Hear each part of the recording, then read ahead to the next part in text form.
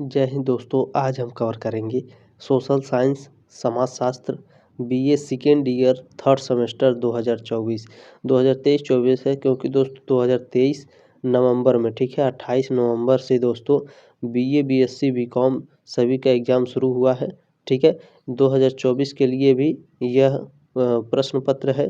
ध्यान से देखिएगा दोस्तों। पेपर का नाम पहले देखेंगे हम, क्योंकि जो आपका एडमिट कार्ड मिलेगा उसमें आपका पेपर का नाम दोस्तों लिखा रहेगा। तो ध्यान दीजिएगा, पेपर का नाम है social change and social movement first है। ठीक है, इसका फर्स्ट है social change and social movement, सामाजिक परिवर्तन और सामाजिक आंदोलन। ठीक है, ये क्लास 1 है, यूनिट फर्स्ट है। ध्यान से देखिएगा, इसमें दोस्तों 40 most important objective question answer है। वेरी मोस्ट इम्पोर्टेंट है। ठीक है, लास्ट तक जरूर देखिएगा। चलिए स्टार्ट करते हैं। इसमें पहला प्रश्न है दोस्तों, प्रिंसिपल ऑफ सोशियोलॉजी नामक पुस्तक के लेखक हैं। प्रिंसिपल ऑफ सोशियोलॉजी नामक पुस्तक के लेखक हर्बर्ट स्पेंसर हैं। ऑप्शन नंबर ए सही है। प्रश्न नंबर 2 है, ऑगस्ट कॉम्टे का त्रिस्तरीय नियम सामाजिक परिवर्तन के किस सिद्धांत का उदाहरण है। वेरी मोस्ट इम्पोर्टेंट है प्रश्न यह दोस्तों। ऑगस्ट कॉम्टे का त्रिस्तरीय नियम सामाजिक परिवर्तन के किस सिद्धांत का उदाहरण है। तो यह रेखीय सिद्धांत का उदाहरण है। ऑप्शन नंबर ए है। दोस्तों लास्ट तक देखिएगा, सभी मोस्ट इम्पोर्टेंट प्रश्न है। क्लास को अपने दोस्तों के साथ व्हाट्सएप पर ज़रूर शेयर करिएगा। ठीक है, कम से कम 5 लोगों को शेयर करिएगा और सब्सक्राइब करिएगा दोस्तों, ताकि फोर्थ सेमेस्टर में भी आप हमारे साथ जुड़े रहें। प्रश्न नंबर 3 है दोस्तों, किसने पुस्तक the economic and philosophical manuscript लिखी है। कौन ने लिखी है, स्पेंसर ने या कार्ल मार्क्स ने या फिर प्लेटो ने।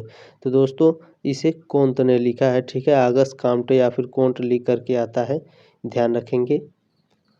प्रश्न नंबर 4 है दोस्तों, निम्नलिखित में से किसने सामाजिक परिवर्तन के सिद्धांत में उत्पादन शक्ति, उत्पादन प्रणाली और उत्पादन संबंध शब्दावली का प्रयोग किया है। वेरी मोस्ट इम्पोर्टेंट प्रश्न है। टालकाट पार्सन्स ने किया है या फिर पीटरीम सोरोकिन ने किया है, कार्ल मार्क्स ने किया है या टायनबी ने किया है।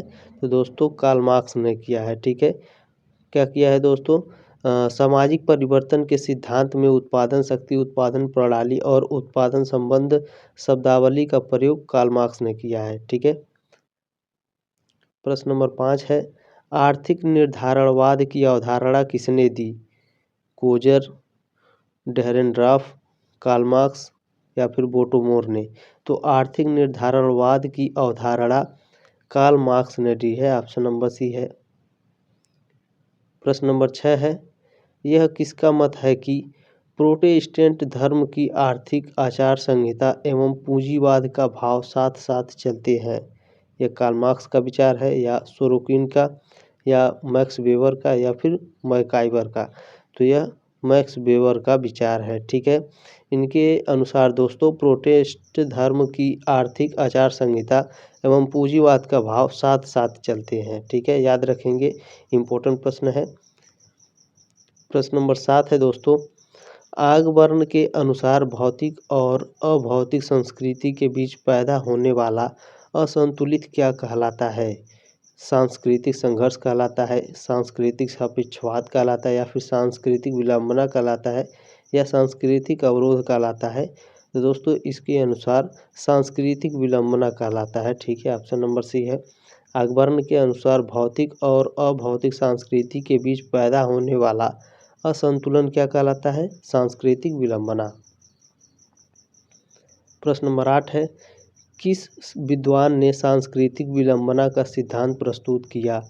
लिंटन ने, लेपियर ने, आगबर्न ने या फिर कार्ल मार्क्स ने। तो दोस्तों आगबर्न ने। ठीक है, संस्कृत विलंबना का सिद्धांत आगबर्न ने दिया था, याद रखेंगे। प्रश्न नंबर 9 है, एशियन ड्रामा पुस्तक के लेखक का नाम है। एल मॉर्गन है, आर मार्टन है या गुन्नार मिडल है या योगेंद्र सिंह है। तो एशियन ड्रामा पुस्तक के लेखक गुन्नार मिडल है। ऑप्शन नंबर सी है। प्रश्न नंबर 10 है, कार्ल मार्क्स के अनुसार सामाजिक परिवर्तन का मुख्य कारक है। वर्ग संघर्ष है, कीमतों में वृद्धि है, अतिरिक्त मूल्य है या राजनीतिक व्यवस्था है। तो दोस्तों मार्क्स के अनुसार सामाजिक परिवर्तन वर्ग संघर्ष के कारण होता है। ऑप्शन नंबर ए है। प्रश्न नंबर 11 है, यह निष्कर्ष किसने दिया कि प्रौद्योगिकी अथवा उत्पादन के तरीके में होने वाला परिवर्तन सामाजिक परिवर्तन का मूल कारण है? हीगल ने दिया था, मैक्स वेबर ने, या कार्ल मार्क्स ने, या फिर परेटो ने? तो इसे कार्ल मार्क्स ने कहा था। ठीक है दोस्तों, कार्ल मार्क्स ने निष्कर्ष दिया था कि प्रौद्योगिकी अथवा उत्पादन के तरीकों में होने वाला परिवर्तन सामाजिक परिवर्तन का मूल कारक है। ठीक है। प्रश्न नंबर 12 है, वह प्रक्रिया जिसके द्वारा किसी दूसरे की संस्कृति के संपर्क में आने के कारण कोई सांस्कृतिक समुदाय अपनी मौलिक संस्कृति से वंचित हो जाता है, उसे कहा जाता है। उसे क्या कहा जाता है? सांस्कृतिक परिवर्तन कहते हैं, या सांस्कृतिक प्रसार कहते हैं, या फिर दोस्तों पर संस्कृत ग्रहण कहते हैं, या सात्मीकरण कहते हैं। तो इसे सात्मीकरण कहते हैं। ऑप्शन नंबर डी है। प्रश्न नंबर 13 है, किसने कहा है कि उत्पादन के तरीकों में होने वाला परिवर्तन सामाजिक परिवर्तन का मूल कारण है? कार्ल मार्क्स ने कहा है, परेटो ने कहा है, मैक्स वेबर ने कहा है, या फिर हीगल ने कहा है? तो इसे दोस्तों कार्ल मार्क्स ने कहा है। क्या कहा है इन्होंने? उत्पादन के तरीकों में होने वाला परिवर्तन सामाजिक परिवर्तन का मूल कारण है। ठीक है। प्रश्न नंबर 14 है, परिवर्तन जो मुख्यतः आर्थिक वृद्धि से ही संबंधित है वह है प्रगति है, आधुनिकीकरण है, विकास है, या नगरीकरण है? तो यह आधुनिकीकरण है। ठीक है। आर्थिक वृद्धि से संबंधित है वह क्या है? आधुनिकीकरण। प्रश्न नंबर 15 है, हम विकास के बिना उन्नति कर सकते हैं, ये किसके शब्द हैं? एच स्पेंसर के हैं, इमाइल दुर्खीम के हैं, एस जिंजर के हैं, या कोई नहीं है? तो दोस्तों हम विकास के बिना उन्नति कर सकते हैं, यह किसने कहा था? तो यह एस जिंजर ने कहा था। ऑप्शन नंबर सी है। प्रश्न नंबर 16 है, किसने लिखा है कि सामाजिक परिवर्तन का अभिप्राय सामाजिक संबंधों में परिवर्तन से है? तो यह मैकाइवर और पेज ने कहा है। मैकाइवर और पेज ने क्या कहा है? सामाजिक परिवर्तन का अभिप्राय सामाजिक संबंधों में परिवर्तन से है। प्रश्न नंबर 17 है, सामाजिक परिवर्तन को स्पष्ट करने के लिए सीमा का सिद्धांत दिया। दोस्तों मोस्ट इम्पोर्टेंट प्रश्न है, सीमा का सिद्धांत किसने दिया है? डायरेक्ट ऐसे क्वेश्चन भी पूछ सकता है। अकबर ने दिया है, परेटो ने दिया है, सोरोकिन ने दिया है, या कार्ल मार्क्स ने दिया है? तो याद रखिए दोस्तों, सीमा सिद्धांत का जो सामाजिक परिवर्तन है इसका सिद्धांत दोस्तों सोरोकिन ने दिया है। ठीक है। ऑप्शन नंबर सी है। प्रश्न नंबर 18 है, निम्नलिखित में से कौन परिवर्तन के चक्रीय सिद्धांत का प्रस्तावक है? तो दोस्तों ओ स्पेंगलर है। ठीक है। ऑप्शन नंबर डी है। प्रश्न नंबर 19 है, सामाजिक परिवर्तन का अभिप्राय है सामाजिक संरचना में परिवर्तन, सामाजिक प्रकार में परिवर्तन, या सामाजिक संबंधों में परिवर्तन, या उपरोक्त सभी? दोस्तों उपरोक्त सभी है। ठीक है। ऑप्शन नंबर डी है इसमें। सामाजिक परिवर्तन के अभिप्राय कौन कौन से हैं? तो सामाजिक संरचना में परिवर्तन, सामाजिक प्रकार में परिवर्तन, और सामाजिक संबंधों में परिवर्तन। प्रश्न नंबर 20 है दोस्तों, निम्नलिखित में से किसने सामाजिक परिवर्तन में विचारों की भूमिका को महत्व दिया है? कार्ल मार्क्स ने दिया है, मैक्स वेबर ने, बी परेटो ने, या टैनबी ने दिया है? तो इसे कार्ल मार्क्स ने दिया है। ठीक है। ऑप्शन नंबर ए है। प्रश्न नंबर 21 है, कौन मानता है कि जनसंख्या में वृद्धि ज्यामितीय अनुपात में होती है जबकि खाद्यान्न उत्पादन गणितीय अनुपात में होती है? माल्थस ने, सोरोकिन ने, स्पेंसर ने, या फिर हेराल्ड ने ये माने हैं? तो दोस्तों इसको माल्थस ने माना है। ठीक है। माल्थस ने माना है कि जनसंख्या में वृद्धि ज्यामितीय अनुपात में होती है जबकि खाद्यान्न उत्पादन गणितीय अनुपात में। ठीक है। याद रखेंगे, इम्पोर्टेंट प्रश्न है। क्लास को शेयर जरूर करिएगा दोस्तों। ठीक है। प्रश्न नंबर 22 है, कौन सी एक विशेषता सामाजिक परिवर्तन की प्रक्रिया से संबंधित नहीं है? सार्वभौमिक घटना, अनिवार्य घटना, निश्चित भविष्यवाणी नहीं, या समरूप गति? तो दोस्तों जो समरूप गति है, ठीक है, यह सामाजिक परिवर्तन की प्रक्रिया से संबंधित नहीं है। प्रश्न नंबर 23 है, किसने लिखा है कि सामाजिक परिवर्तन का अभिप्राय सामाजिक संबंधों में परिवर्तन है? यह किसने कहा है? तो यह मैकाइवर और पेज ने कहा है। प्रश्न नंबर 24 है दोस्तों, पुस्तक man in the primitive world का लेखक कौन है? दोस्तों याद रखिएगा, जो पुस्तक है, ठीक है, इससे कम 3 से 4 प्रश्न तो आपके एग्जाम में आएंगे ही आएंगे, तो याद रखिएगा, ठीक है। पुस्तक man in the primitive world का लेखक कौन है? तो इसके लेखक हैं हावेल। ऑप्शन नंबर ए है। प्रश्न नंबर 25 है, किसने कहा था सामाजिक परिवर्तनशील एवं गत्यात्मक है? किसने कहा था दोस्तों कि जो सामाजिक परिवर्तनशील है वह गत्यात्मक है? तो दोस्तों इसे मैकाइवर ने कहा था। ऑप्शन नंबर बी है।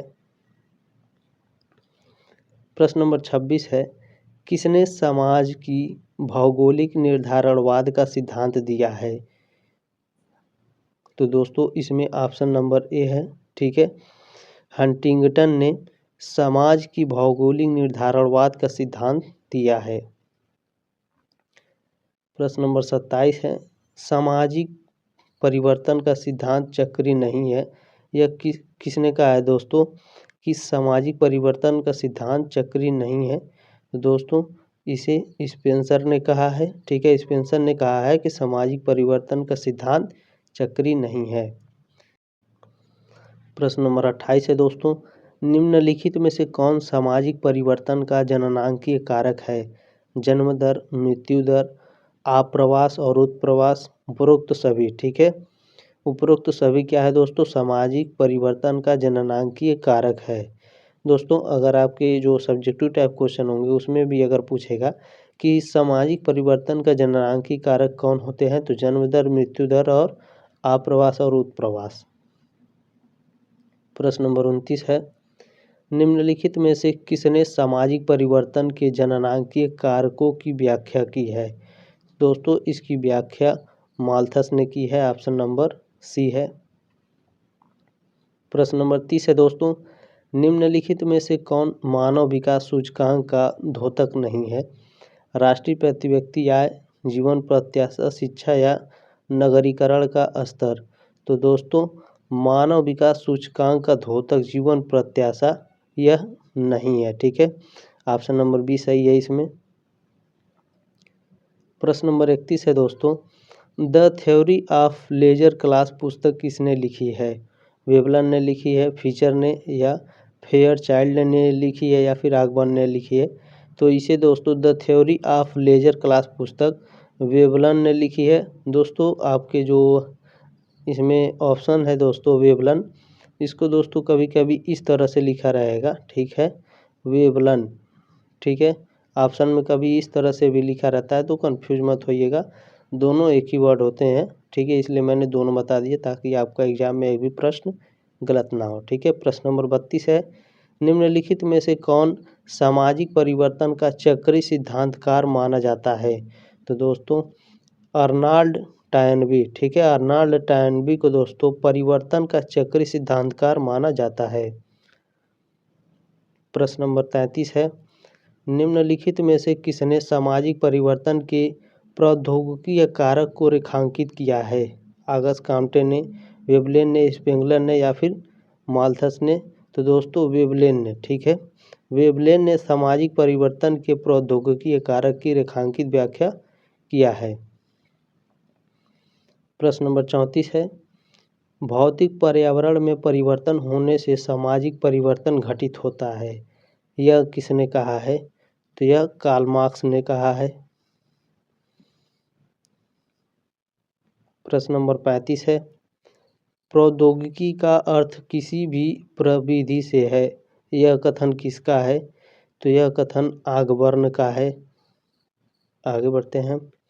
प्रश्न नंबर 36 मोस्ट इम्पोर्टेंट है, प्रौद्योगिकी का प्रत्यक्ष भाव है, जो प्रौद्योगिकी है दोस्तों इसका प्रत्यक्ष प्रभाव है श्रमिक संगठन का निर्माण, गतिशीलता का बढ़ना, श्रम का विशेषीकरण या उपरोक्त सभी? तो इसमें ऑप्शन नंबर डी होगा सही दोस्तों, ठीक है। उपर्युक्त सभी प्रौद्योगिकी प्रत्यक्ष का प्रभाव है। प्रश्न नंबर 37 है, the decline of the West के लेखक हैं। The decline of the West के लेखक दोस्तों स्पेंगलर हैं। ठीक है, ऑप्शन नंबर ए है। प्रश्न नंबर 38 है, सामाजिक परिवर्तन के प्रौद्योगिक कारकों के साथ किसका नाम संबंध है? कार्ल मार्क्स का, माल्थस का या वेबर का? तो दोस्तों इसमें कार्ल मार्क्स का है। ठीक है, सामाजिक परिवर्तन के प्रौद्योगिकी कारक के साथ किसका नाम संबंध है? तो कार्ल मार्क्स का। प्रश्न नंबर 39 है, कार्ल मार्क्स के अनुसार निम्नलिखित में से कौन सी समाज की बुनियादी संरचना है? आर्थिक संरचना, सांस्कृतिक संरचना, वैधानिक संरचना या राजनीतिक संरचना? तो दोस्तों आर्थिक संरचना। ठीक है, आर्थिक संरचना समाज की बुनियादी संरचना होती है। याद रखिएगा, वेरी मोस्ट इम्पोर्टेंट प्रश्न है। यह आपके वाइवा में भी पूछा जा सकता है कॉलेज में। ठीक है दोस्तों, वाइवा में भी पूछा जा सकता है कि समाज की बुनियादी संरचना क्या होती है? कार्ल मार्क्स के अनुसार तो आर्थिक संरचना होती है। ठीक है। प्रश्न नंबर 40 है, most important, A handbook of social psychology के लेखक कौन है? किम्बाल यंग हैं, ऑगबर्न हैं, लापियरे हैं या कार्ल मार्क्स हैं?